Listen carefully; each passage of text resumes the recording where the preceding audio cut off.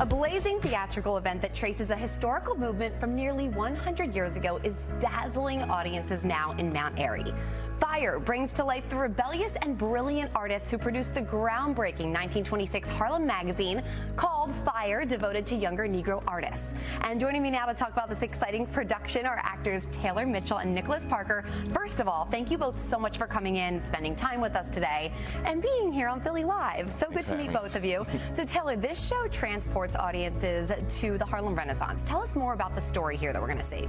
Yeah, so Fire focuses on what I like to call the pioneers of the Harlem Renaissance. We get a chance to really meet authors, poets, artists who we're not really told about a lot. We know about Zora Neale Hurston, we know about Langston Hughes, but you get a chance to learn about the work of Gwendolyn Bennett, Richard Bruce Nugent, Aaron Douglas, and it focuses on their time in the Harlem Renaissance, the different artworks and literature that they produced in this magazine called Fire, the first Black magazine published. Yeah, this was the first all-Black literary magazine, right? Yes. So cool, and to get to feature their stories and kind of spotlight more about them almost 100 years later. This is wonderful. Exactly. And I mean, so many of them also left such a mark on the literary world, the culture world, so to kind of get the backstory is going to be really, really exciting, I think. This is really beautiful to be able to see it on stage. You mentioned Langston Hughes, so we also, Nick, you're going to be playing Langston Hughes, of course, a literary figure familiar now to generations. Indeed. Talk about what it is like for you to work on this role.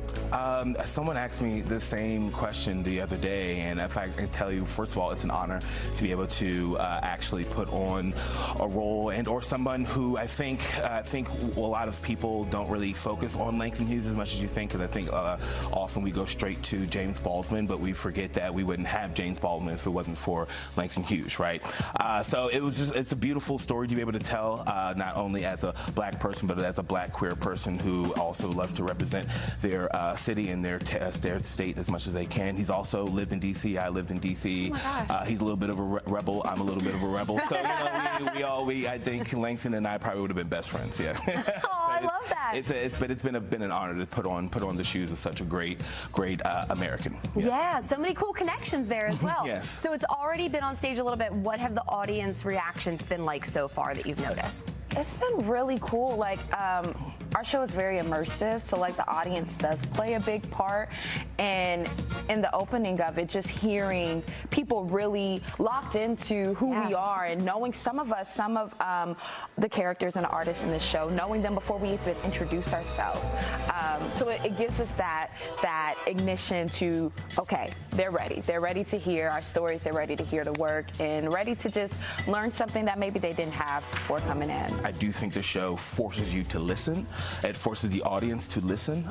The text is very dense and very poignant. I don't really like to use that word often, but it is very poignant, especially to the time right now, and especially to African Americans and young African Americans to both be reminded of that time and learn about that time of writing. And so I do think that no matter who you are, when you come to see the show, you're forced to listen, you're forced to watch the story, you're forced to pay attention to what's going on, because you will miss it if you step out for a second. Yeah. And it's interesting you mentioned that it is still so relevant despite being almost 100 years old. What's that feel like to be working on a story about these works that are from in the grand scheme, not very long ago, but especially in America, 100 years is kind of a long time ago. But you're putting these stories on and we can really still feel it going on. The first thing that goes to my mind is the scene between you and Zora, where you literally have a line where I think you say, I think in the future white folk are going to be singing like us, dancing like us, talking like us, and they're even going to be giving awards for how original they are. It's like, that's one of my favorite lines, because I think that also adds to it, right? 100 years ago, we were saying the same thing, and 100 years later, we were doing the same thing. We feel as though many different cultures sing like us, dance like, we are the catalyst for many things. And so seeing that still going on, I think, is one of the first things that comes to mind 100 years later. Yeah. It's kind of an honor to continue the justice and serving on the mission that they had even now, but then also being like, wow, how can we really make this change? Like, how can we really give that ending, that fairy tale ending, if we want to use, to the problems that they were facing back then that we still are to today. Yeah, and that was such a good line that you used too, because it is so true. You can enjoy performances of Quintessence Theater's production of Fire on stage now through November 2nd at the Sedgwick Theater on Germantown Avenue in Mount Airy. Get more details at nbc10.com/finditon10. Taylor Mitchell, Nicholas Parker, thank you both so much for being here today, and break a leg. Cheers, thank you. Great to meet you Same both. to you. Thank you. Cheers.